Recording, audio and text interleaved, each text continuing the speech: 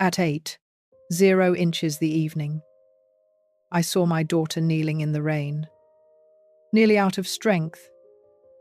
Meanwhile, from inside the house, I could hear the laughter of her husband and his family. I helped her up, kicked the door open, and said something they would never forget. Before I continue, check to see if you have already subscribed to the channel and share in the comments where you are watching us from. We would love to know how far our stories of revenge travel. The windshield wipers of my car were working at full speed, trying in vain to clear the rain that was mercilessly pounding the windshield. In the passenger seat, the thermos was still giving off some heat. Inside, I was carrying my daughter Audrey's favorite casserole. She is 3 months pregnant, suffering from constant nausea and a poor appetite. I was just hoping a little of her homemade comfort food might help her eat something. The car stopped in front of the gate of the Thompson family's house in Beverly Hills. Even under the downpour, I could hear the loud music, laughter, and the clinking of glasses coming from inside. They were having a party. I rang the doorbell for the first time. No one came out. I waited a minute and pressed the button again. This time for longer. Nothing changed. The worry began to grow in my chest. Had no one truly heard the bell, I took a step back, pulled my phone from my purse, and dialed Audrey's number. No one answered. Suddenly, the ringing cut off and went straight to voicemail. "Hi, this is Audrey." My heart sank. A cold shiver ran down my spine. A mother's instinct, that impossible to explain inner voice, was screaming inside me that something was terribly wrong. I ran to the living room window and pressed my face against the cold glass. The yellow light from inside illuminated an elegant scene. Preston, my son-in-law, was sitting comfortably on the leather sofa, his eyes fixed on the television, the video game controller clenched between his fingers. His mother, Patricia Thompson, stood beside him, sipping wine and chatting animatedly with some unfamiliar guests. Everything seemed normal, a typical gathering of wealthy people. But where was Audrey? Why wasn't she with them? I decided to walk around the house to the backyard, where there was a small side gate Audrey had shown me once. Luckily, it wasn't locked. I pushed hard, and under the dim light spilling from the window, I saw her. My heart stopped. Under the rain falling from the roof, my daughter was kneeling on the freezing flagstone patio. The floral dress she had tried on so happily last week was soaked, clinging to her thin body, outlining her barely there baby bump. Water streamed down her cheeks, mixing with her tears, making it impossible for me to distinguish one from the other. Her entire body was shaking uncontrollably. Her lips were blue, her hands clasped tightly over her legs. A choked cry escaped my chest. I ran to her, knelt by her side, and hugged her with all my strength. "Audrey, my baby. Oh my God. What happened?" "My love?" She lifted her head. Her eyes were open but empty. Lost. Her lips moved, her broken voice barely overcoming the sound of the rain. "Mom, I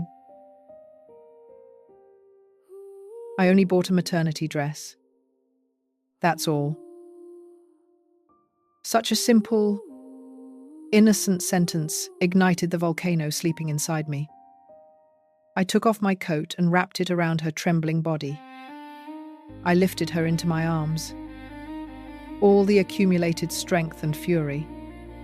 that of a former taekwondo athlete, that of a mother seeing her daughter humiliated, concentrated in my right leg.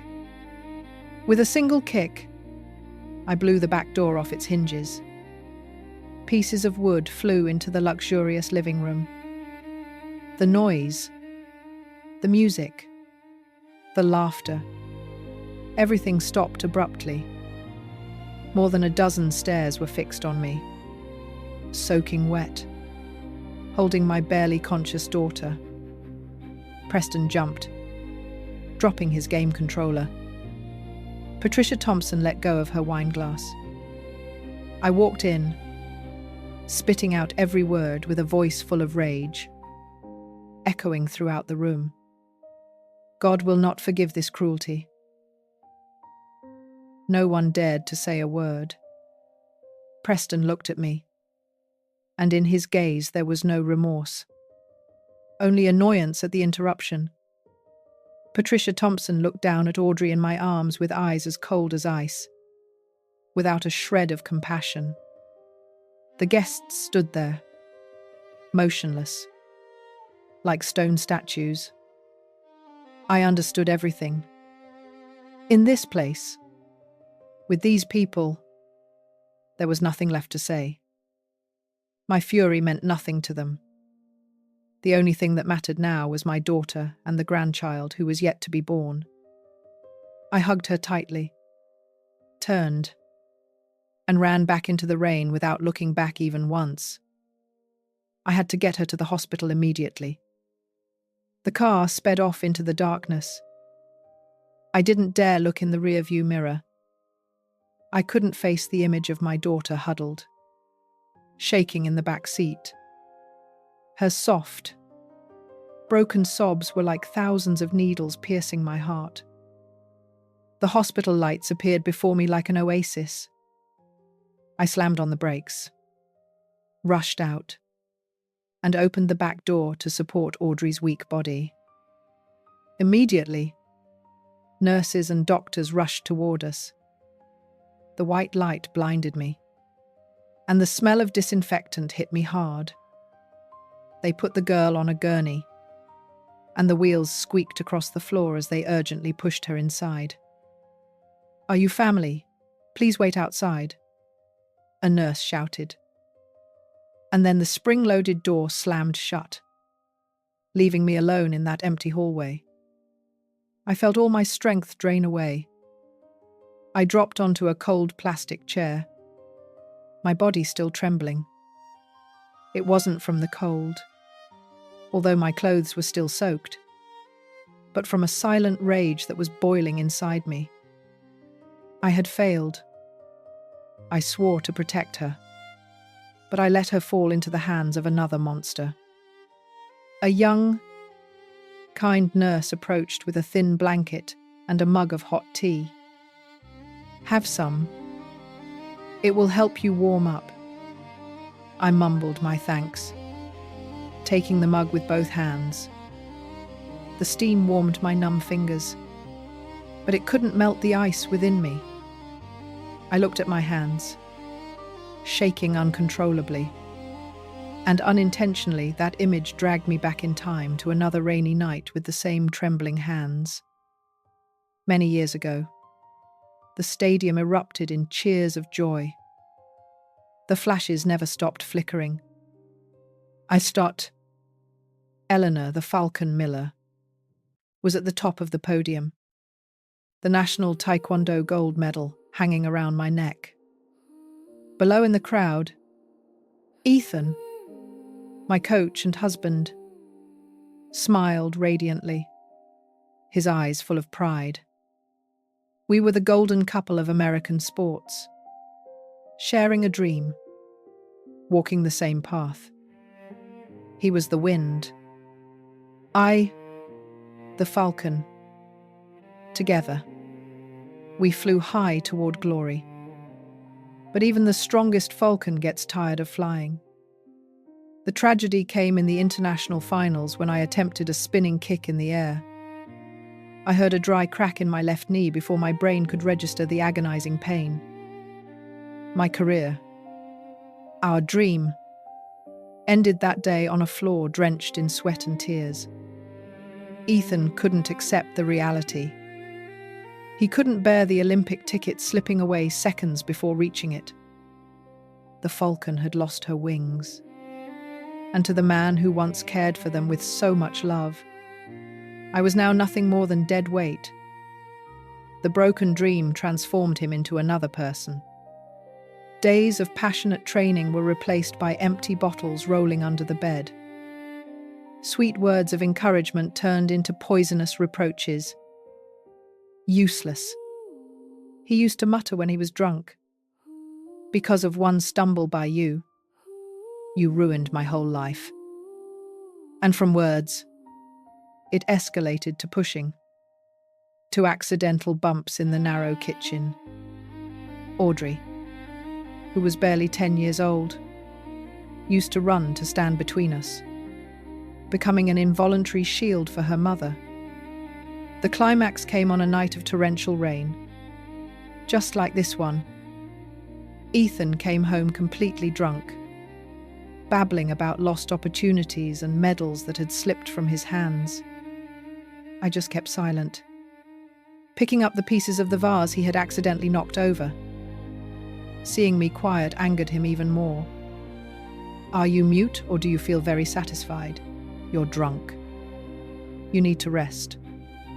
Ethan, I said softly. That sentence, a display of concern, became the spark that ignited his fury. A searing slap crossed my face. You have no right to tell me what to do, he roared. At that instant, Audrey ran out of the room, her face pale with fear. She stretched out her small arms and screamed, Dad, don't hit Mom. Go to your room. Ethan roared and pushed her aside with a swing of his hand. It was an accidental but cruel blow. The girl lost her balance and fell backward. A dry sound echoed. Her head struck the edge of the oak table. Then came her heartbreaking cry. A trickle of red blood ran from her forehead, staining her blonde braid red. At that moment, time stopped. The sleeping beast inside me woke up. I was no longer Eleanor, the submissive wife. I was the Falcon Miller, the fearless fighter. Before Ethan could react, I had already lunged at him, applying a quick and accurate lock that threw him to the floor. He was stunned, unable to believe that the woman he always looked down on could strike with such decision. I didn't look at him once. I picked Audrey up in my arms, ran to the bedroom and locked the door. That night, as I cleaned her wound with a warm cloth and watched her fall asleep amidst sobs, I made a promise to myself. It was over. I let one man destroy my life. I would never ever allow another man to harm my daughter. The next morning, I filed for divorce alone. Despite Ethan's threats and insults, I fought and obtained custody of my daughter. The hurried sound of footsteps on the tiled hallway pulled me out of the painful memories. I lifted my head sharply, my heart beating so hard it felt like it would break. The doctor, with greying hair and eyes sunken from fatigue, stood before me. He pulled down his green mask, revealing a kind face, but full of sorrow. The cold teacup in my hands became heavy. Mrs. Miller, he began in a low, cautious voice, each word dropping like molten lead onto my chest. We did everything we could, but your daughter suffered severe hypothermia, which caused strong uterine contractions. I am so sorry, but we could not save the baby. Crash! The porcelain cup shattered on the floor. A sharp sound that cut through all the silence. The tea splattered everywhere, but I felt nothing. My ears were ringing. The world around me became a slow motion, silent film. The doctor's lips moved, saying something more, perhaps words of comfort, but I no longer heard them. Everything blurred. The grandchild I had waited for no longer existed. A nurse rushed to clean up the broken pieces while I remained seated, immobile, my hands hanging limp. The doctor gently placed a hand on my shoulder, a gesture of comfort that only made my body tremble more. Rage, pain, and helplessness mixed inside me, forming a silent storm that was ravaging my soul. They allowed me to go in and see my daughter. Audrey lay in the hospital bed, all white, lost among the sheets. Her face was pale without a drop of colour. An IV was connected to her fragile hand, and the transparent liquid dripped drop by drop into her weak body. On her forehead, the old scar from that fall seemed more prominent than ever, like a bitter reminder of my failure as a mother. I dragged a chair and sat next to her. I gently took her hand, which was ice cold.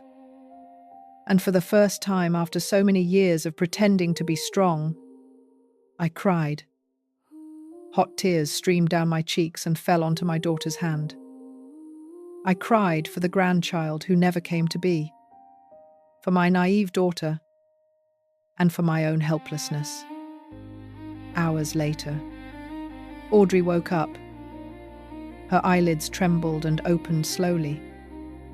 The first thing she did, like a natural reflex of a mother, was bring her hand to her abdomen. Her hand stopped, trembling. Her eyes opened wide, searching desperately around until they settled on my tear-soaked face, looking for an answer. I didn't have to say anything. She understood. A choked sob escaped her throat and broke into a heart-wrenching cry.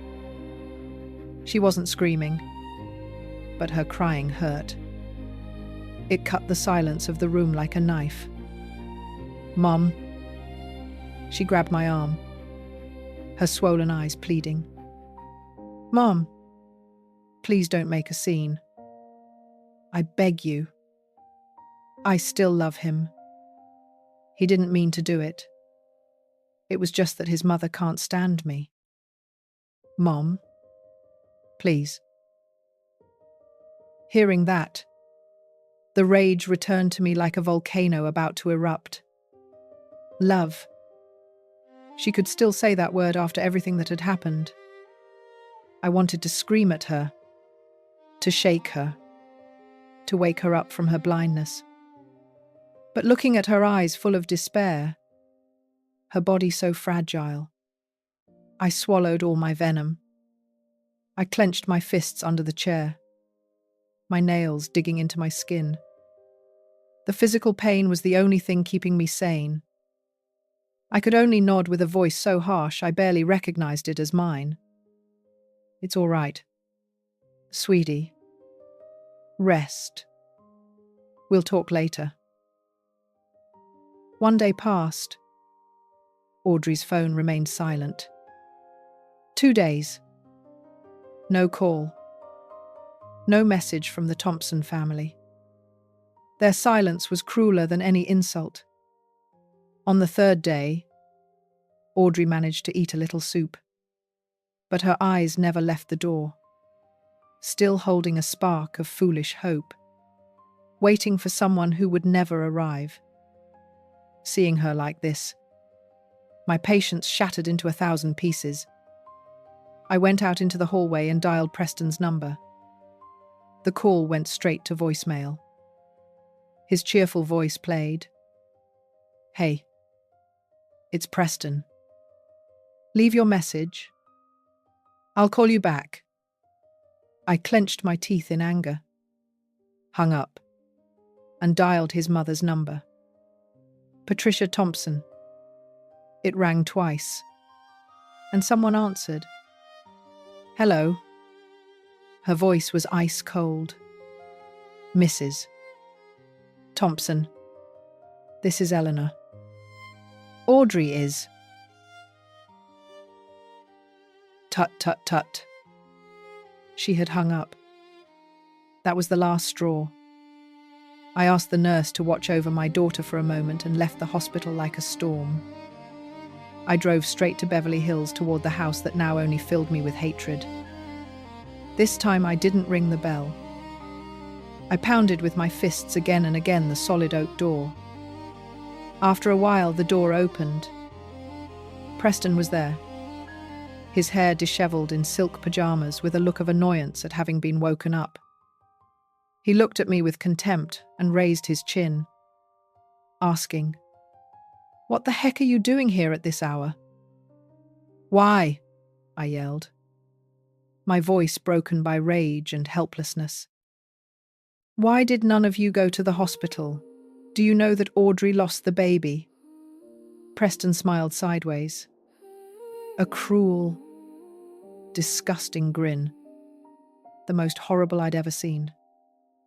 "Go for what? To see your daughter's face of defeat?"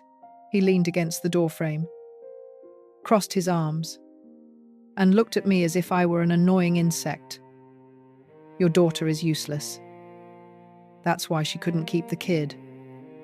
She only knows how to spend money on senseless dresses. Let her suffer the consequences." That phrase was like an icy stab straight to the heart, twisting inside me. I stared at the man my daughter still so desperately defended. A frenzy surged through my veins, a wild need to lunge at him and destroy him. But then, for an instant, everything went silent. My burning rage subsided, leaving a calm so cold it frightened me. My blood seemed to stop. I felt nothing anymore, only a sharp clarity.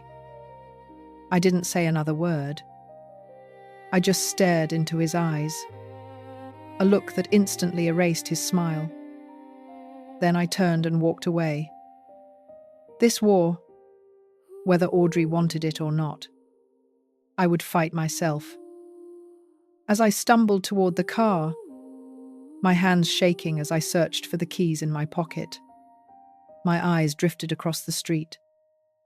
And then through the white curtain of rain, I saw a small red dot blinking steadily under the roof of Professor Douglas's house, directly across from the Thompsons. A new security camera.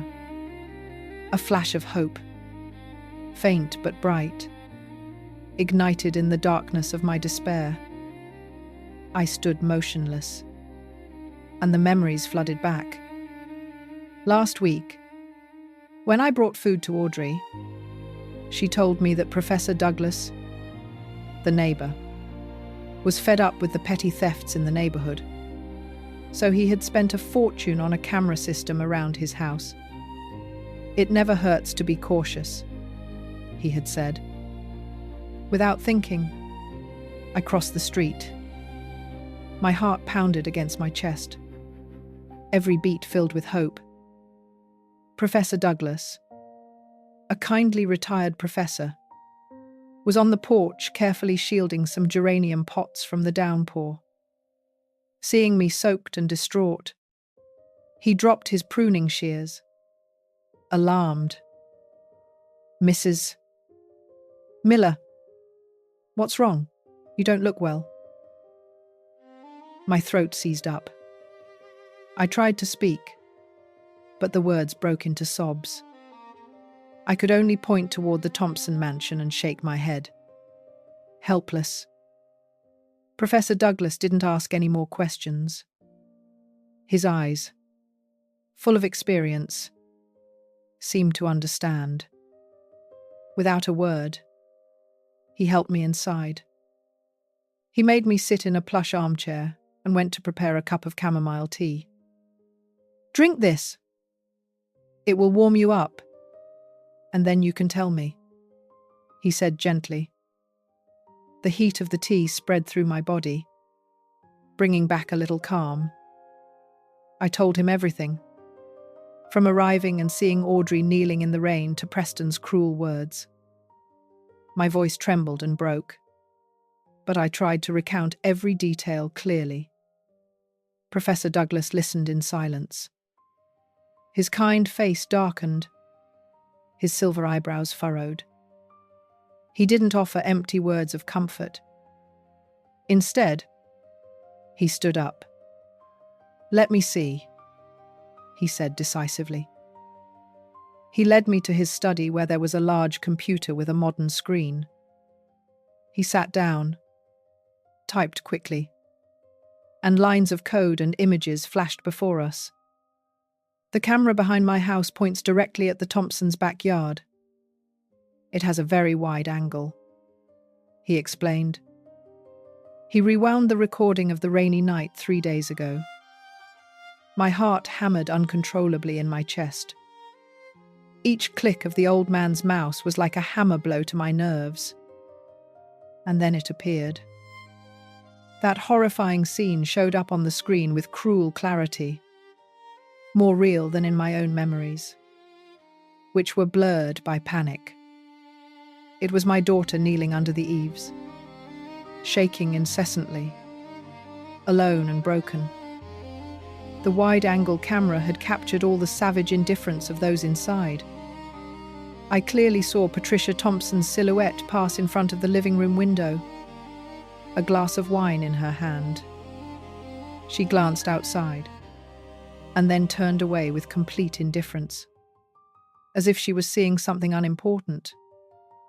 I also saw Preston sitting on the sofa, the blue and red light of the television illuminating his face as he played a game, completely oblivious to his wife, who was suffering in the cold. The silence and cruelty captured in that recording were more terrifying than any scream or insult. "Damn it," Professor Douglas muttered angrily. "They're animals." Without another word, he connected a USB drive to the computer. The fan of the machine whirred loudly in the tense silence of the room. "You have to get justice for the girl, Mrs. Miller," he said without taking his eyes off the screen. "Audrey was a good girl. She always came to help me water the plants when I wasn't home. I never imagined she would have to suffer something so terrible." He copied the video, carefully pasted a label with the date onto the USB, and handed it to me. I took it. It was small, but it weighed as much as my daughter's fate. The next day, when I was sure Audrey was being cared for by a nurse and sleeping soundly, I took the USB drive to the office of the lawyer, Sarah Jenkins. She was a woman famous for her intelligence and toughness, recommended by an old friend from the Taekwondo team. Her office was on the top floor of a modern, minimalist, and cold building just like her. Sarah Jenkins had short hair and sharp, blade-like eyes. She invited me to sit down. She listened to my whole story without interrupting, without showing any emotion. Then, without a word, she connected the drive to her slim laptop. She watched the video. Her face remained serene, but I noticed how her delicate fingers tightened. When she finished, she closed the computer, laced her hands together, and looked directly at me. "This video carries a lot of weight," she said in a firm, professional voice. "But you must understand, the Thompsons have money and fame in San Francisco. They won't sit idly by. If you want justice, you'll have to fight. It will be a tough battle." "I don't care," I replied with a determination I didn't remember ever feeling. The warmth of the tea, the fury of Professor Douglas, and Sarah's calm had given me strength. I've already lost my grandchild. I don't intend to lose my daughter's honor, too. Sarah nodded. A slight professional smile appeared on her lips. Good. Then, let's begin. She drafted a legal letter declaring my intention to sue for psychological abuse and damages to a pregnant woman's health that resulted in serious consequences. Every sentence was precise and sharp. That same afternoon, I personally took the sealed letter from the office to the post office. Sent with a delivery confirmation to the Thompson house. When the brown envelope dropped into the mailbox, I heard a dry click. It was the sound of a door closing behind me. I know that from this moment on, there is no turning back. That night, I couldn't sleep a wink. The tapping of the late fall rain on the window no longer sounded like a cleansing of the soul, but like a sad, endless melody that reminded me of the image of Audrey collapsed on her knees in the darkness. I tossed and turned in bed, and every time I closed my eyes, I saw the girl looking at me with those empty eyes. Her lips blue. The broken sleep dragged me into a nightmare. I dreamed I was trying to lift her into my arms, but her body weighed like lead, ice cold, and it slipped away from me. I woke up abruptly, soaked in cold sweat, my heart pounding hard in my chest. The clock read 3:00 the morning. Something in the air of the house had changed. A dense, suffocating stillness. I shivered. I covered my head with the blanket, trying to push away the feeling of danger that was creeping into every corner of my body. At dawn, the unease was still there, clinging to me. I tried to ignore it, telling myself I was just too stressed. I prepared some hot chicken soup and some clean clothes to take to Audrey at the hospital. As always, before leaving, I checked my purse, wallet, phone, keys. But wait. Where was the silver USB drive Professor Douglas gave me? I remembered perfectly storing it carefully in the internal zippered compartment of my purse right after leaving lawyer Sarah's office. A small panic began to rise. I dumped the entire contents of my purse onto the dining table. Lipstick, keys, crumpled receipts, but no USB. Impossible. I started searching the entire living room, opening drawers, lifting the couch cushions. Nothing. My heart was pounding hard. Could I have lost it somewhere? I ran to my bedroom, hoping I had absent-mindedly left it on the dresser. But what I saw was the closet door ajar, even though I was sure I had closed it before sleeping. A chill ran down my spine. I held my breath, approached slowly, and threw open the closet door. The clothes were messed up, thrown around without order. The cardboard box where I kept documents, which was usually on top of the closet, was on the bed. Open. All the pregnancy papers, Audrey's initial medical reports, the evidence Sarah asked me to keep. Everything was gone. My house had been broken into. My legs gave out. I had to lean on the edge of the bed to keep from falling. The thief hadn't taken money or any valuables. He only came with one purpose: to erase the tracks. With shaking hands, I dialed Sarah's number. "They broke into my house, Sarah," I cried, almost voiceless. "The USB and all of Audrey's medical reports. They're gone. Everything is lost." Sarah was silent for a few seconds. the silence of someone calculating the situation. Listen to me closely. Eleanor.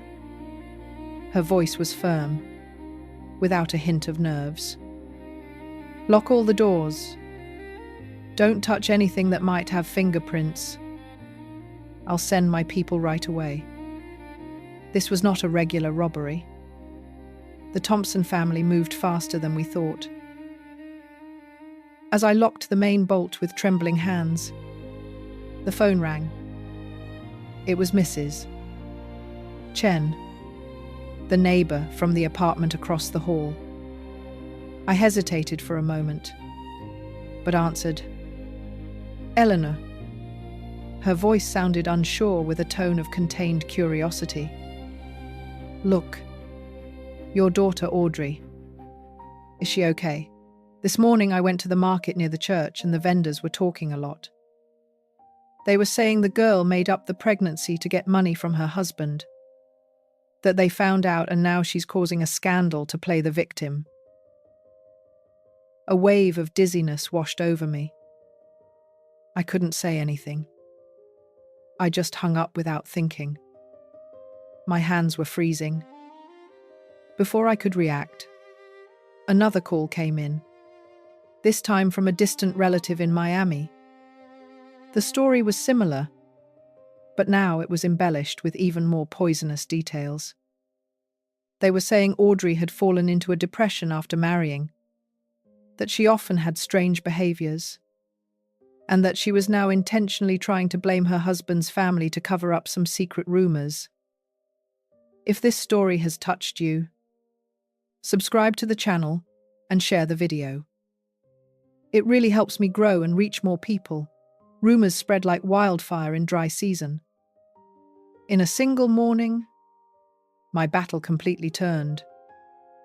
My daughter, who until yesterday was an innocent victim, was now seen as a crazy liar. And I, the mother seeking justice, suddenly became the crazy mother trying to destroy a respectable family. The stares, the whispers, the doubts began to surround me everywhere. When I stepped out onto the balcony for air, I saw Mrs. Chen talking to some neighbors.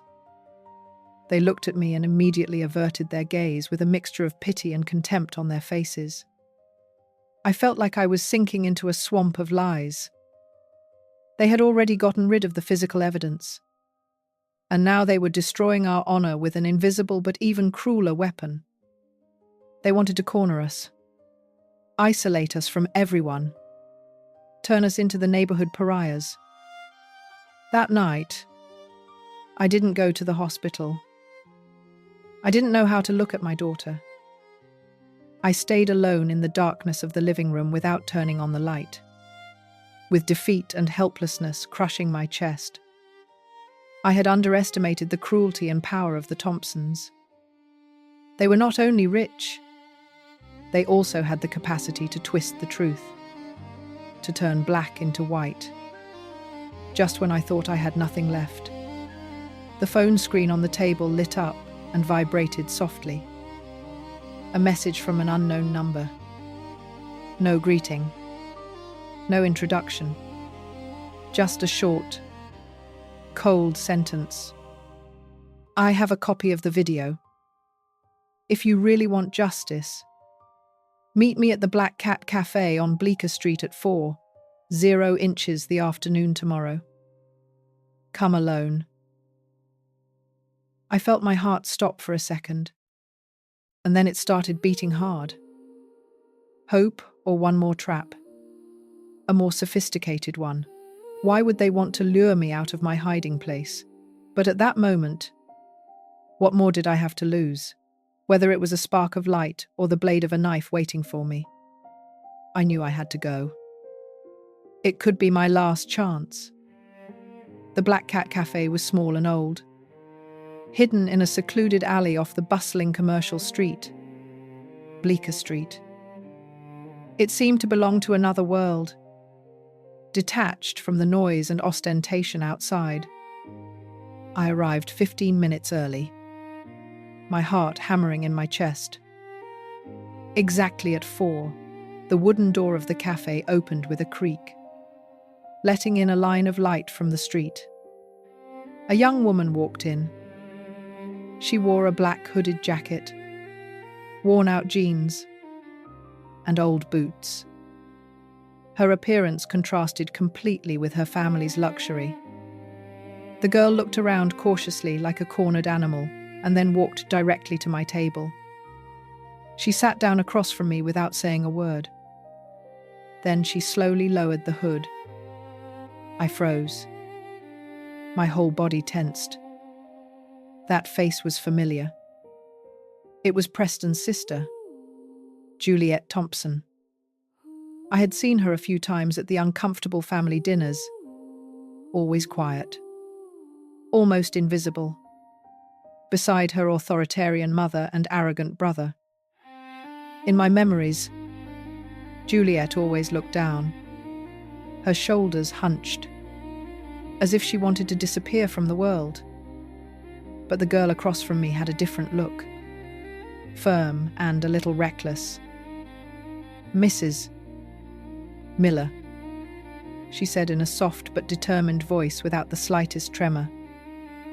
She closed her fist and placed a black USB drive on the wooden table, pushing it toward me. "This is what you need."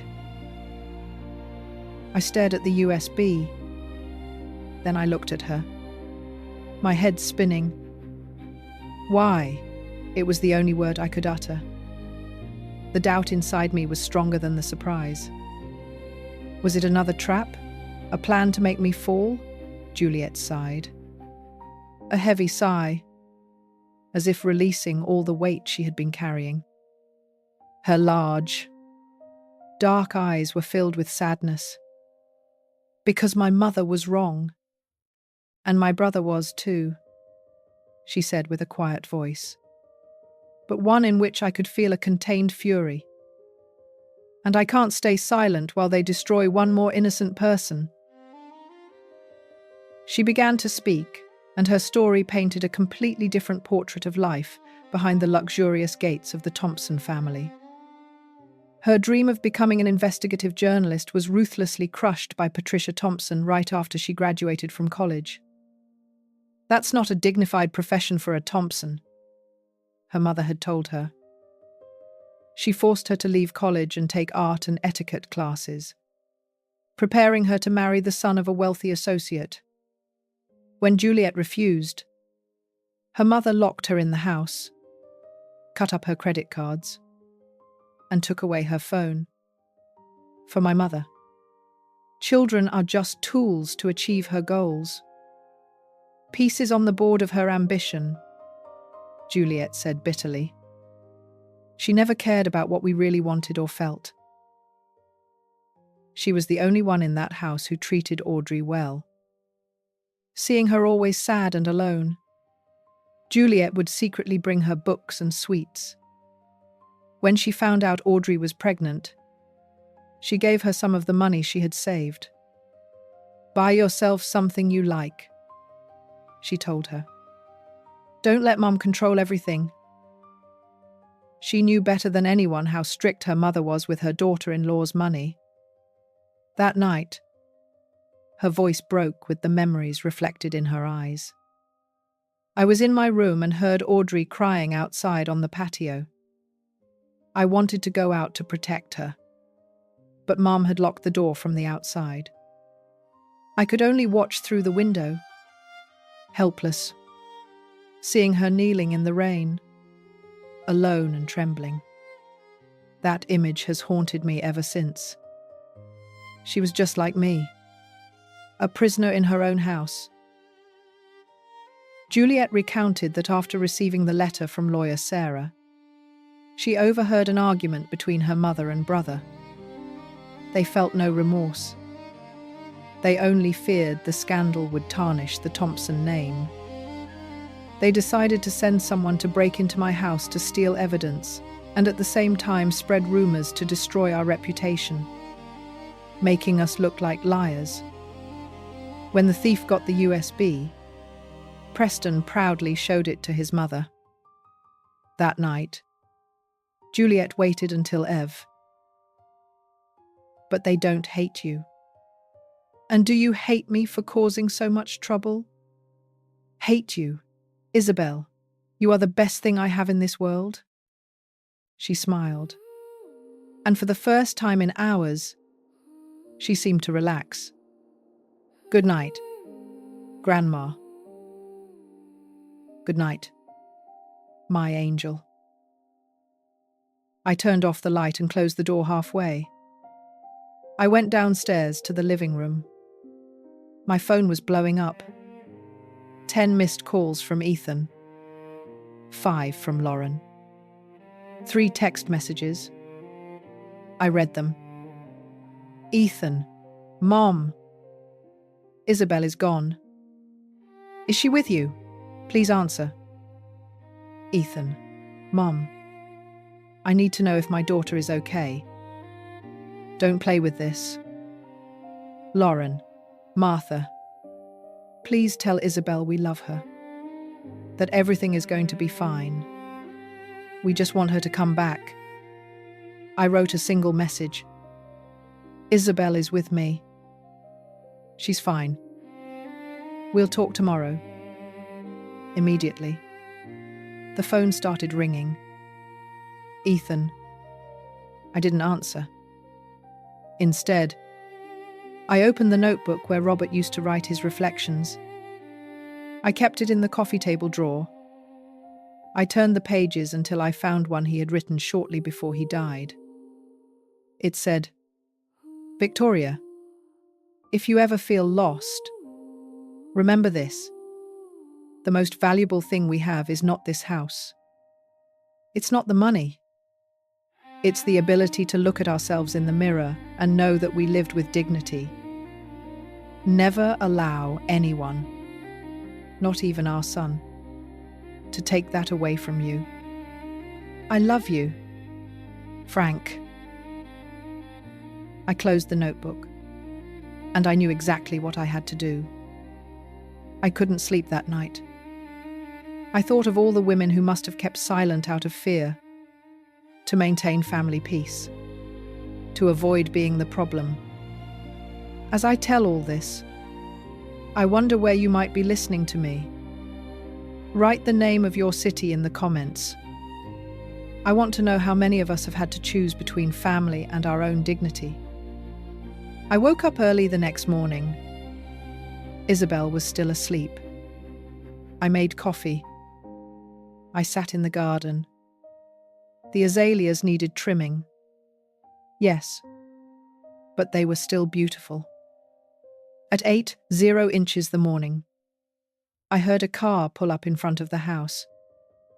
Ethan and Lauren had returned from Miami Beach. And everything completely normal, she stated.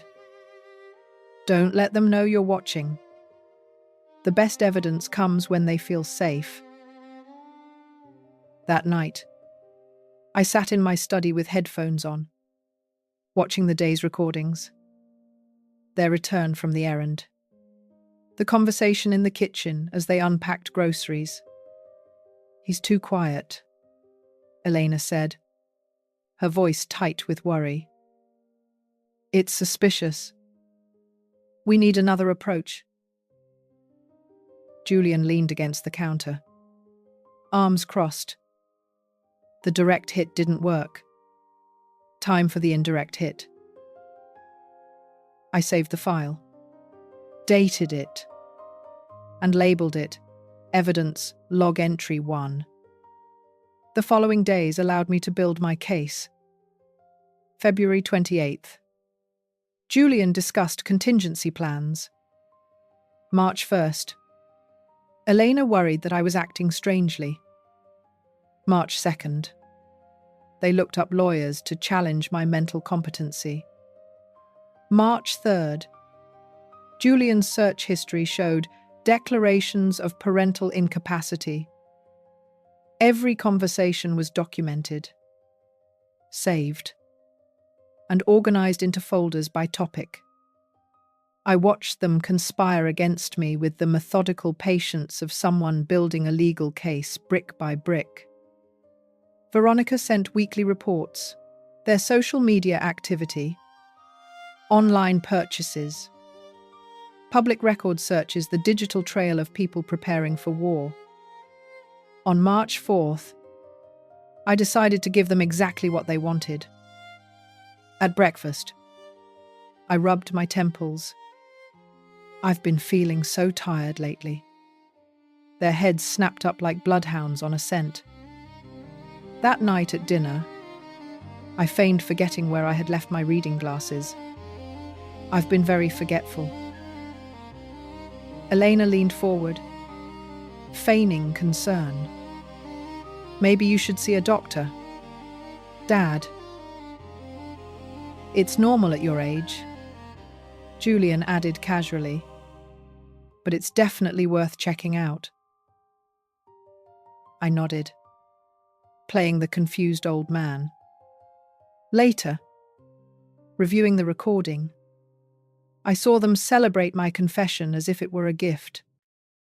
On the night of March 18th, after 3 weeks of evidence, dozens of conversations, and hundreds of hours of recording, I opened my phone and found Harrison Cole's number.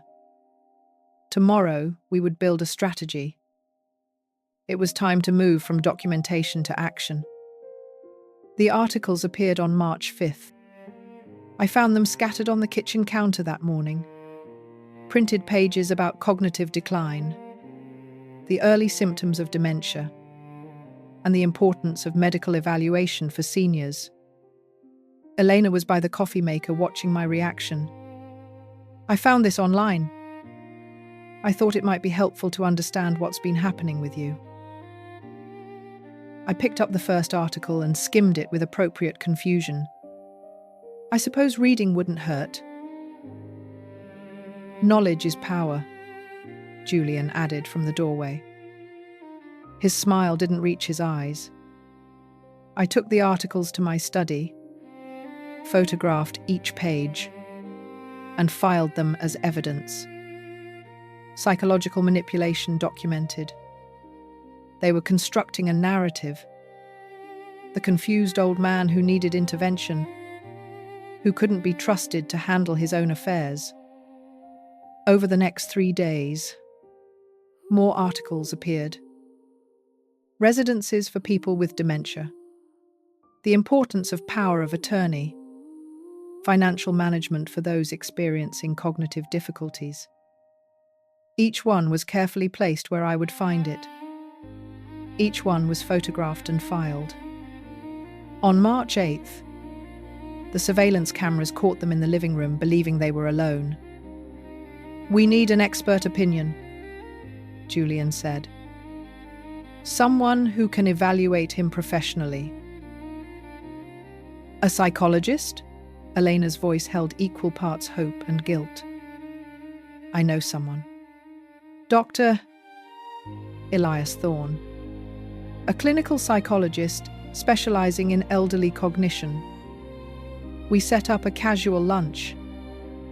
I introduce them. Elias makes observations. Will he do it ethically? Will he be objective? If your father shows symptoms, Elias documents them. If not," Julian shrugged, "then we'll know for sure." I watched this conversation 3 times, taking notes. The tension was escalating. They were seeking external validation for their version of events. On March 10th, I met Julian for lunch at a cafe in Coconut Grove. He had suggested it that morning so we can get to know each other better without the stress of work. And I accepted with appropriate gratitude. Dr. Elias Thorne joined us 15 minutes in. "Hey, this is my friend Elias." I mentioned him. The psychologist. We shook hands. Elias. About 40-something. Professional demeanor. cautious eyes. Julian told me about you. Successful sale. Congratulations. We talked for an hour. My performance was impeccable. I occasionally searched for words, asked Elias to repeat questions, and commented on my forgetfulness. I didn't exaggerate, just a hint of confusion. Elias maintained professional distance, but I caught him watching me, evaluating, cataloguing. It was a pleasure meeting you, Elias said as lunch ended, handing me his card. If you ever want to discuss professional topics, I'm available. I put the card in my pocket. Evidence, not service. That night, the surveillance cameras recorded Julian calling Elias from the living room. The speakerphone on. What did you think? Julian asked impatiently. He's 63. Some age-appropriate variation in memory isn't unusual. Elias's voice was carefully neutral. I can't make clinical assessments based on an informal lunch conversation. But if there were genuine concerns, I could evaluate him formally. With his consent. Yes. But Julian, I'm not comfortable being part of this. If you have legitimate concerns about his well-being, there are proper channels. Sure. I'm just exploring options. After hanging up, Julian's face darkened. We'll find someone else. I saved that recording with particular satisfaction. Even when they tried to corrupt professionals, ethics intervened.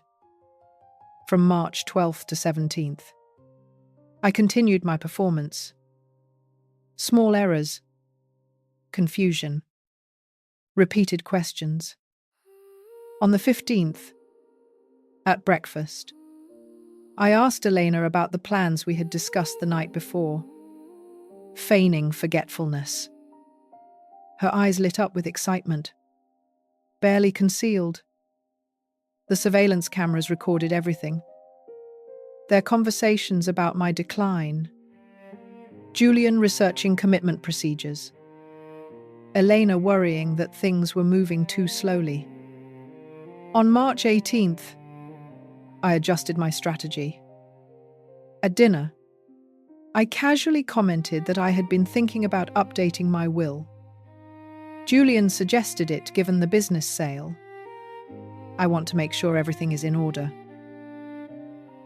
A dead silence fell. Then Elena, trying to sound nonchalant. That's responsible. Dad. When are you meeting with him? He'll be preparing the documents soon.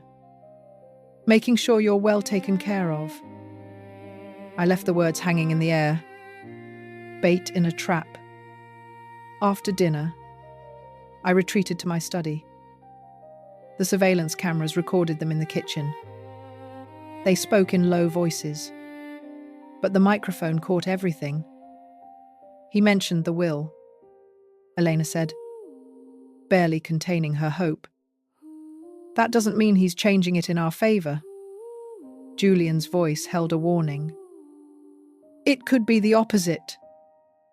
But if he really is confused, if we document that he's not competent when making changes, then we challenge them later. Either way, we need more evidence of his decline. Real evidence, not just observations. They talked for 40 minutes, planning how to document my supposed incompetence. Video, everything. Record strange behavior. Build a case for incapacity that would invalidate any legal change against their interests. I watched them celebrate their cleverness, pouring wine and toasting to progress. They thought they were winning. I closed the laptop, opened my phone, and searched for Harrison Cole's number. 3 weeks of recordings, conversations, plans, attempts at manipulation, psychological warfare, all captured with perfect digital clarity. Tomorrow, we would discuss how weeks of evidence could be turned into a legal strategy, how surveillance could be a tool for pressure, how their own words could destroy them. I had documented their plan with the same methodical patience they had used on mine. Only I had done it better. With more detail. With more strategy. It was time to move to the next phase. It was time to show them what happened when they underestimated a man who built an empire from scratch, who understood that true power lay in preparation, documentation, and knowing exactly when to strike. I texted Harrison. I have new compelling evidence. Need an urgent meeting. He responded in minutes. Friday at 10, 0 inches the morning. Bring everything. I hung up the phone. Through the study window, the moonlight painted the lawn silver. In the house around me, they slept soundly, believing they were the architects of my ruin. They had no idea they were building their own. The morning light streamed through the study windows. March 19th at 8, I picked up the phone and dialed Harrison Cole's direct number. He answered on the second ring. Mr. Sterling, your message said you had evidence. Weeks of it. Surveillance recordings. Conversations. Attempts at manipulation. All documented. I need to meet today. This afternoon at 2, bring everything. I spent the morning organizing it. I created a folder on my laptop called Legal Evidence Package. Surveillance files copied, organized by date and severity. Printed transcripts of their most damning conversations.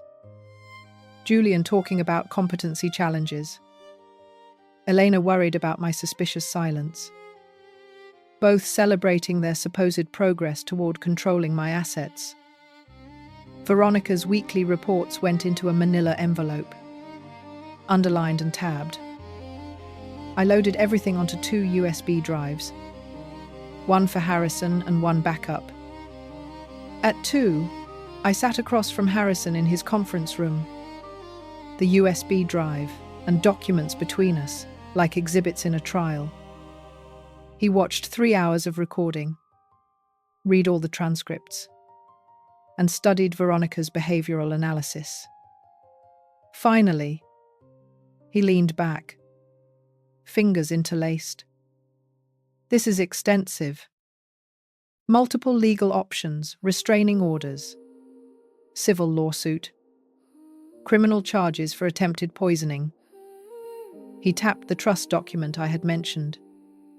But first, we protect your assets. Irrevocable living trust. How does that work? Assets are transferred to the trust. It becomes an independent legal entity. An independent trustee administers it. You set the conditions for beneficiary access. Once signed, they are untouchable. Not even you can modify them. He pulled out a notepad and began sketching the structure. We'll make it bulletproof. They won't be able to access it through lawsuits, manipulate the administrators, or effectively challenge it. How long would it take? A week. If we act now, you'll transfer the majority of your assets. Keep enough liquidity for personal use. We'll establish strict conditions for Elena's eventual access.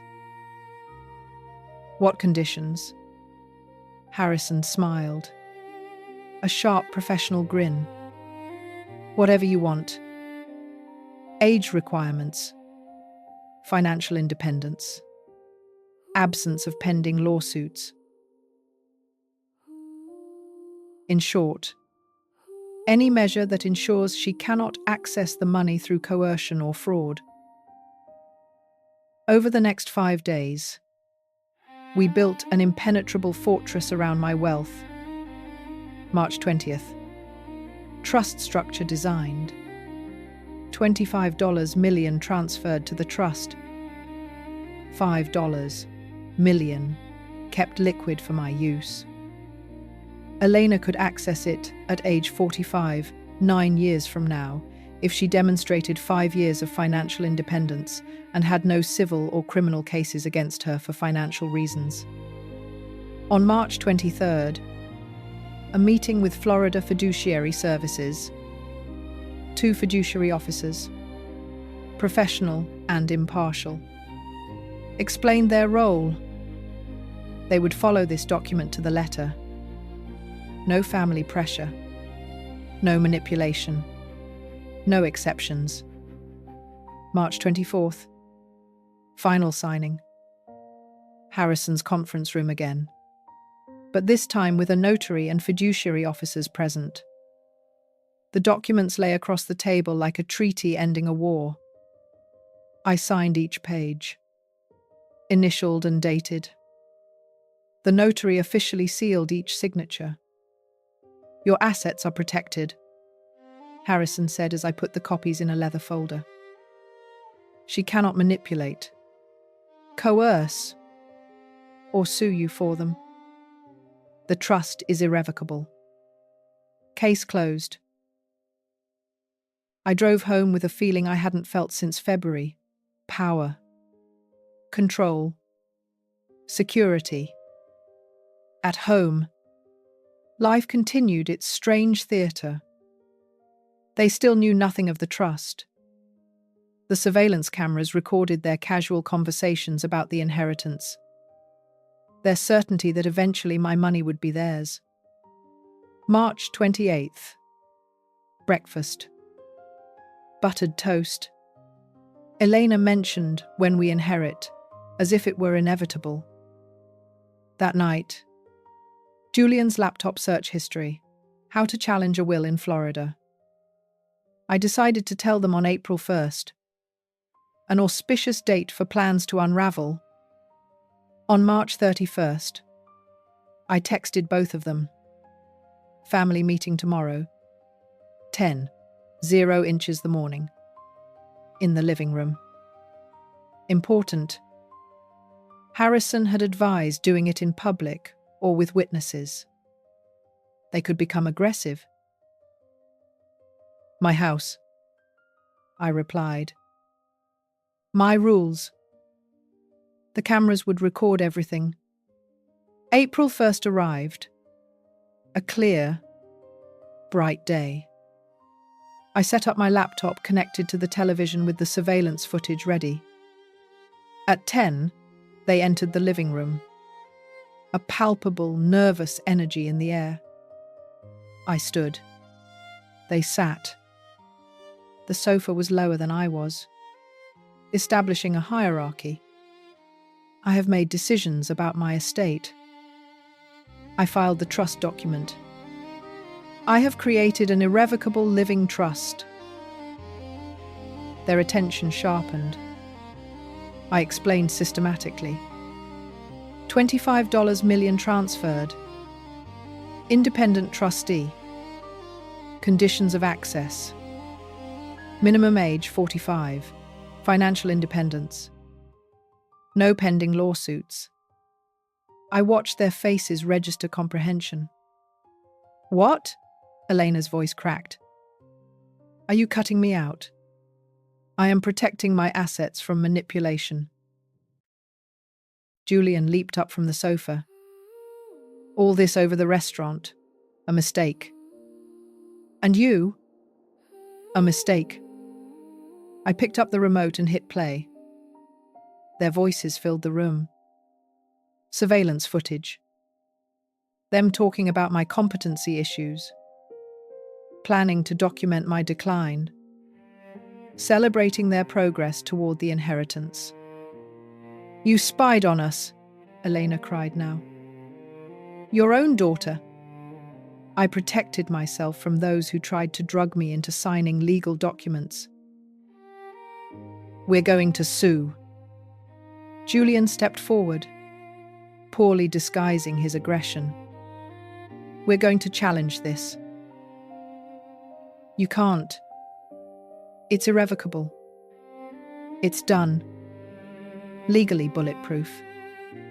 I looked him in the eyes without blinking. Try to challenge it. Don't waste your money on lawyers.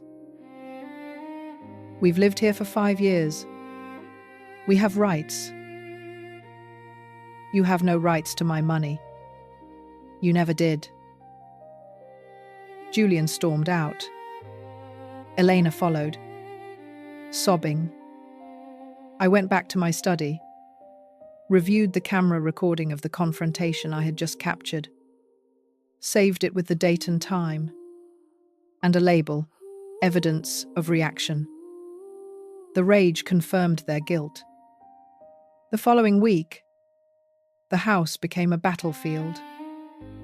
Doors slamming, hostile silence. Calls to lawyers were overheard, all saying the same thing. The trust was solid, unshakable. On April 7th, Elena attempted reconciliation. She knocked on my study door, tears welling up. Dad, we can fix this. I'm your daughter. My daughter would never have tried to poison me. It was a mistake. Please leave my study. She left. I sat alone, staring at the wall, knowing what came next.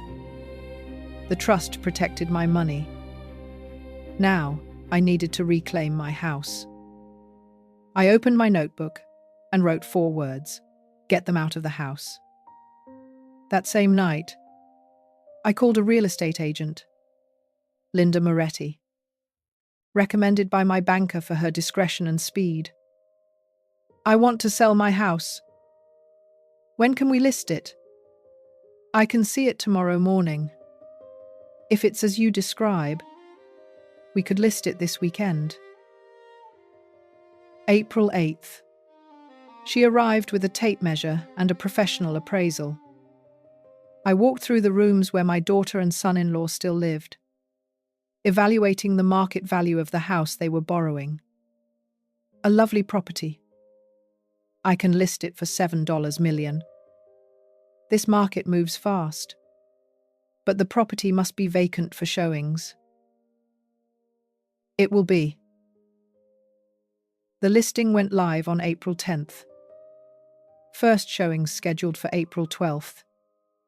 I notified Elena and Julian via text message. Showings Friday.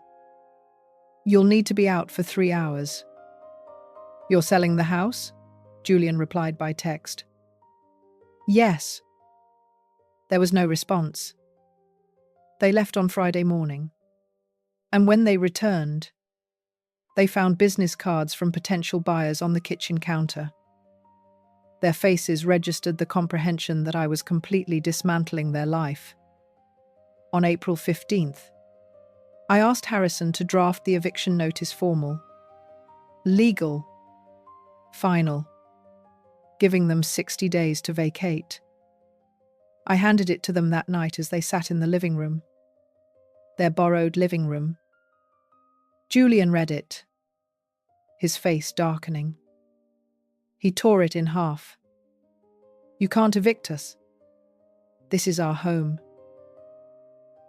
Read the notice. Challenge it all you want. No lease. No rent. No tenant rights. 60 days. June 15th. We'll fight this. Try it. They hired a lawyer on April 16th. I listened to their consultation call via surveillance cameras. The lawyer's assessment matched Harrison's. If there's no lease, he has grounds. You live there by permission, which he is now revoking. Harrison filed the eviction lawsuit on April 20th. The court date was set for May 3rd, 3 weeks away. Meanwhile, I rented an apartment downtown, month-to-month lease. Oceanfront. Quiet. A clean place. No grudges. I moved out on April 28th. The house became hostile territory. I stayed mostly at the apartment, returning only for necessities. On each visit, the surveillance cameras captured their desperation. Elena crying, Julian raging, both calling lawyers who had no solutions. May 10th arrived. Miami-Dade Courthouse. 3rd floor. Eviction trial. Harrison and I sat at the plaintiff's table. Across the aisle, Elena, Julian, and their lawyer. Young and overmatched. Aware he had no case. Judge Vance took the bench. A man in his 52nd, serious-looking, experienced in seeing people try to evade consequences. Their lawyer stood. Your Honor, my clients have lived in this property for 5 years. Under what agreement? Judge Vance interrupted. His family. The plaintiff is Ms. Sterling Fox's father. That is not a lease agreement. Do they pay rent? No. Do they have a written lease? No, Your Honor. Then they are guests without a contract. Mr. Sterling has given appropriate 60-day notice. He looked at Harrison. Yes. Your Honor. Served on April 15th. They have until June 15th to vacate. Judge Vance reviewed the documents. I see no legal impediment to this eviction. The plaintiff is the owner of the property. The defendants have no lease or rental agreement. Notice was proper. He looked at Elena and Julian. You have until June 15th. After that date, law enforcement can intervene. Motion granted. The gavel cracked. Final decision. In the hallway, Julian confronted me, his voice low and menacing. You'll regret this. You're destroying your own family. I am removing those who poisoned me. We'll make you pay. With what money? I walked away, leaving him sputtering in the hallway. The next 5 weeks were a tense standoff. I stayed at the apartment.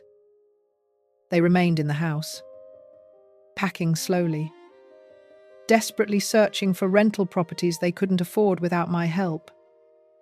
The surveillance cameras recorded endless arguments. Elena breaking down. Julian's fury at their complete defeat. On June 14th, I received confirmation. The buyer of the house had completed the inspection and the sale was approved for closing in August. Pending possession handover. June 15th was moving day. I arrived at the house at noon. A large moving truck was in the driveway loading furniture. Elena, eyes red, face haggard, gave instructions to the movers. Julian loaded boxes, his jerky movements reflecting contained fury. They didn't even greet me. I stood on the lawn watching them load their possessions. Everything I had bought for them. Everything they had accumulated during 5 years of living off my generosity. The truck pulled away at 4. They drove off in Julian's car without looking back. I entered the empty house, the echo of footsteps ringing on the hardwood floor. No furniture, no trace of them. No trace of poison in the air. Room by room, I walked through the reclaimed space. Marks on the walls where pictures once hung. Indentations in the carpet where furniture had been. The house felt like an empty shell, contaminated by what had happened inside, but finally blissfully empty. My phone vibrated. Harrison. Eviction completed. Ready to talk civil lawsuit. I stood in the center of the living room. My living room. Looking around at the emptiness. Selling the house would erase their presence completely. But first, one more legal action. One final blow. I texted back. Yes. Let's schedule a meeting for Monday. It's time for this to be definitive. I wrote my reply to Harrison. Yes. Let's schedule the meeting for Monday. It was time for this to be permanently on the record.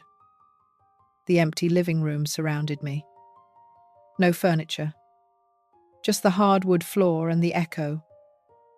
I sat down, my back against the wall, laptop resting on my knees, and opened the evidence folders one last time. Months of documentation, surveillance recordings ordered by date, hospital medical records, Mateo's statement, Veronica's reports, every conversation, every attempt at manipulation, every proof that what happened to me was not paranoia, but premeditated exploitation. I created a final chronological document, printed everything, and organized it into a tabbed, expanding folder. Each item told part of the story. Taken together, they were undeniable. On Monday morning, June 16th, I met Harrison in his office. He spread the evidence across the conference table as if it were an indictment. Civil lawsuit under Florida Statute 825.103, Harrison said, taking notes. Elder exploitation, financial manipulation, attempted battery by drugging, coercion, aggravated emotional distress, fraud, conspiracy, seeking $500,000 in damages plus costs. This isn't about money, I said. I know. It's about public record documenting what they did. He looked up from his notes. You want consequences? Exactly. We filed the complaint on June 17th.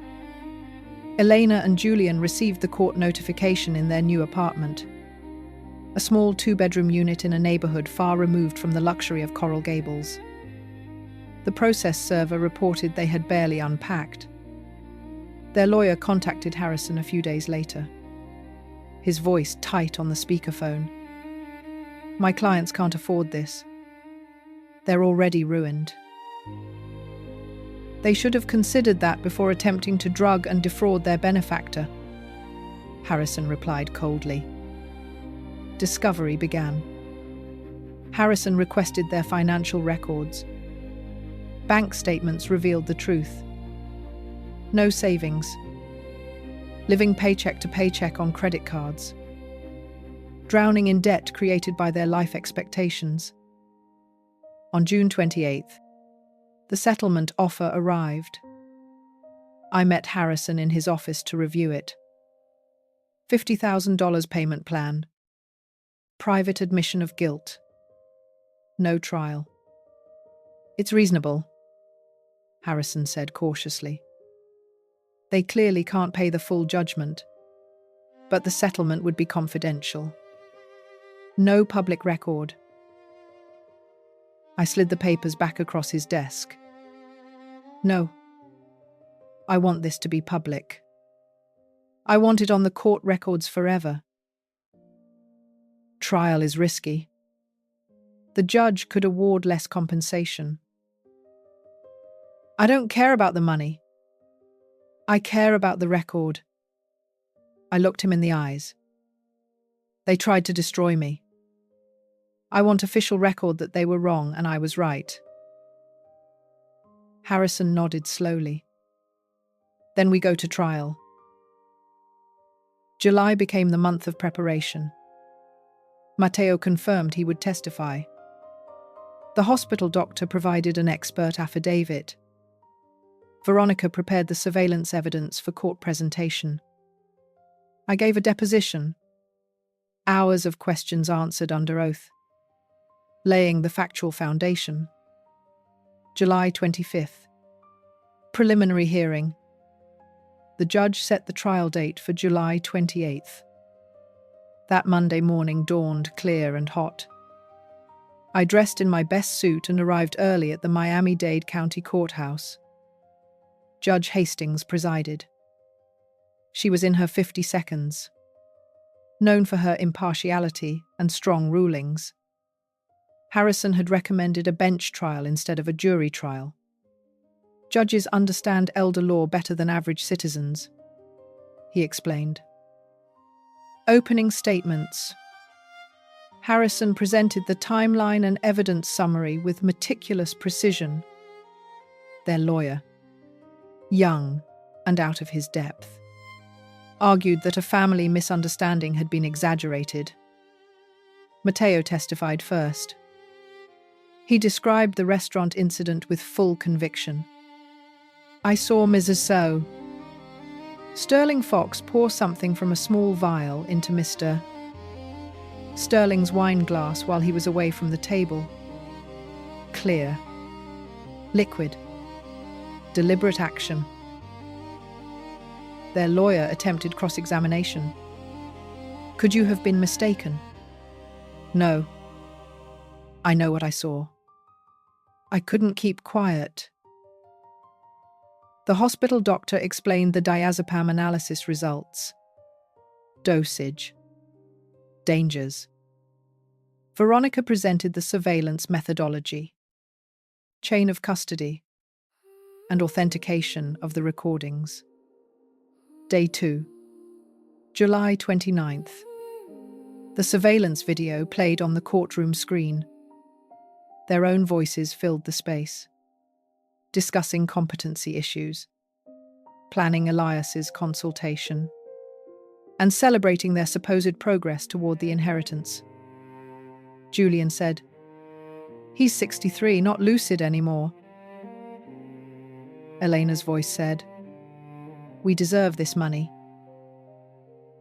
I watched Judge Hastings take notes, her expression serious and focused. Elena testified, crying. She admitted to the restaurant incident, but claimed she only wanted him to listen to her about important papers. Julian testified. Defensive and hostile. He blamed me for overreacting to a family conflict. Then it was my turn. The witness stand felt solemn, formal, everyone watching me. I stated my name, my age, and my relationship to the defendants. I answered Harrison's questions calmly and precisely. Restaurant surveillance, trust creation, eviction. I presented the evidence one by one. Cross-examination became aggressive. Aren't you being vengeful, Mr. Sterling? I'm seeking accountability. There's a difference. Judge Hastings asked her own question. Why pursue a civil suit after fiduciary protection and eviction? I looked straight at her. Because what they did was wrong. It needs to be on public record for my protection, as a precedent for the truth. July 30th. Closing arguments. Harrison, this is a textbook case of elder exploitation, attempted battery by drugging, financial manipulation, psychological coercion. The evidence is overwhelming. their lawyer. Family conflict and poor judgment. Yes, but not criminal exploitation. Judge Hastings closed her notebook. I will issue the ruling in writing in 2 weeks. I left the courthouse in the late afternoon heat with the satisfaction of having completed my task. I spoke the truth publicly, presented the evidence. Now justice would decide if the truth mattered. 2 weeks of waiting. 2 weeks wondering if the system would validate what I had suffered or dismiss it as family drama. I returned to my temporary apartment, watched the sunset over Biscayne Bay, and waited for the world to confirm what I already knew, that I had been right to protect myself, to defend myself, to demand justice. August 15th. The dawn light filtered over the ocean outside my balcony. Coffee steamed in my hand. Bitter. Familiar. Comforting. 2 weeks after the trial ended, the phone rang at 9. Mr. Sterling. Harrison. We have the verdict. I sat down. The infinite ocean stretching out before me. The judge ruled in your favor. Total victory. Clear and convincing evidence of elder exploitation. Attempted financial fraud. And intentional infliction of emotional distress was found. Judgment for $350,000 plus court costs. $75,000 in punitive damages. $425,000 total. The number seemed abstract. There's more, Harrison continued. Permanent restraining order. They are prohibited from contacting you directly or indirectly. No calls. No letters. No communications through third parties. Violation results in contempt charges. And the payment? They have nothing. Court-ordered payment plan. Garnishment of future wages until the debt is settled could take years. But the judgment is public record. Searchable permanent documentation of what they attempted. That's what I wanted. Not the money. Documentation. Validation. Public record that I wasn't paranoid or cruel. That I was the victim of an attack. And I had every right to defend myself. Thank you, Harrison, for everything. You did the work. I just legalized it. After hanging up, I sat watching the sunrise. The written opinion arrived by email an hour later. I read every page. Judge Hastings wrote, "The evidence presented demonstrates the premeditated exploitation of an elderly person by those in positions of trust. The incident at the restaurant, the attempt to drug someone to facilitate document signing, constitutes a felony in itself. Subsequent surveillance recordings reveal ongoing manipulation and planning. This court finds the defendant's actions reprehensible and deserving of the maximum civil sanctions." Reprehensible. Maximum penalty. Public document. I printed the opinion and filed it. One more document in a case now closed. On August 16th, I closed on the sale of the Coral Gables house. Sold to a young family for $2.75 million.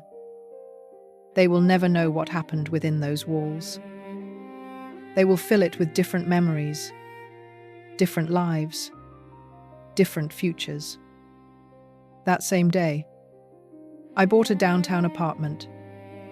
10th floor. Floor-to-ceiling windows. Ocean views to the horizon. $850,000 cash purchase from the house sale. Modern. Impeccable. No history. I moved in on August 18th. Furniture arrived and was simply placed. Nothing excessive. Nothing unnecessary. The space felt like taking a breath after being underwater.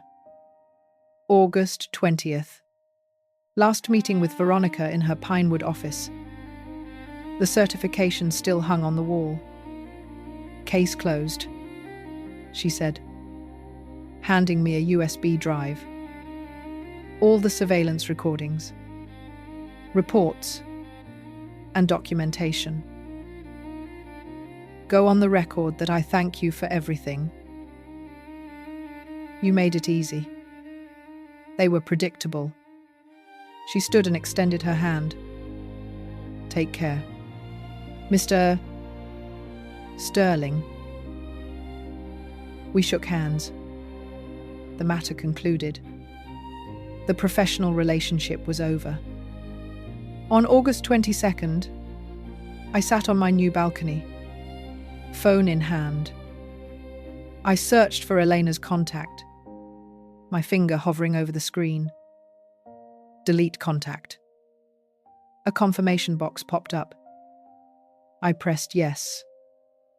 Her name vanished. Julian's followed. Both disappeared from my phone, from my life, from my future. The restraining order legally barred them from communication. Even if they wanted to apologize, reconcile, or explain, the law prevented it. 3 years minimum. Enough time for life to move on without them. I felt nothing. Neither satisfaction nor sadness. Just a serene peace. On August 23rd and 24th, I established new routines. Coffee on the balcony in the morning. Walks by the sea in the afternoon. Reading at night with the sound of the ocean drifting through the open windows. I called old friends I had neglected during the chaos. Made lunch plans. Reconnected. And rebuilt my social life outside of surveillance and legal battles. On August 25th, the sunset painted the sky in layers. Orange blending into purple. Then deep blue. I stood on my balcony, coffee cooling in my hand, watching the day turn into night. 6 months since February. Since that restaurant. Since Matteo's warning. The glass switch. And everything that followed. I protected my assets through the trust. Evicted them from my house. Held them accountable with a civil judgment. And put their exploitation on public record. I won. But it didn't feel like victory. It felt like survival. Like emerging from dark waters and realizing I was still breathing. My daughter had tried to poison me. That truth weighed on me. Unchangeable. But I refused to be a victim. I refused to accept the manipulation. I refused to let trust make me vulnerable to destruction. The ocean stretched infinitely. The horizon line crisp and defined. Somewhere in the city behind me, Elena and Julian lived with the consequences. A court debt that would follow them for years. A public record that affected their job applications and background checks. A restraining order that prevented them from spinning their story or seeking reconciliation on their own terms. I didn't hate them. Hate required energy, attention, emotional dedication, all that I had dedicated to documentation, preparation, and legal battles. Now I only had peace. The sun touched the horizon. The colors deepened, and the city lights began to twinkle behind me. My coffee was cold, but I didn't move to refill it. I simply stood there, watching the cycle of nature continue, oblivious to human drama. I built an empire from nothing. Sold it for $30 million. Protected $25 million through an unshakable trust. Lost a daughter, but saved myself. I found justice in the courts and peace in separation. Some stories end with family reunions, forgiveness, and healing. This one ended with distance, documentation, and the relief of being safe. The sun disappeared behind the ocean, darkness settling around me.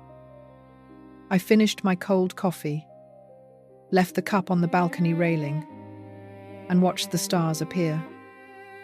Tomorrow, I would call my former partner about that consulting opportunity. Next week, I would have lunch with friends. Eventually, I would date, travel, and fill my days with something other than litigation. But tonight I simply stood here, free, protected, alone, but not lonely. The ocean whispered against the shore below.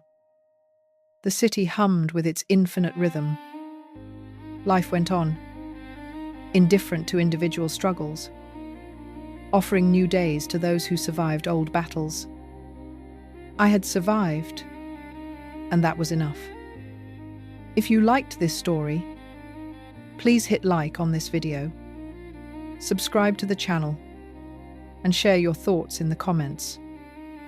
To hear the next story, click on the box to the left. Thank you for watching.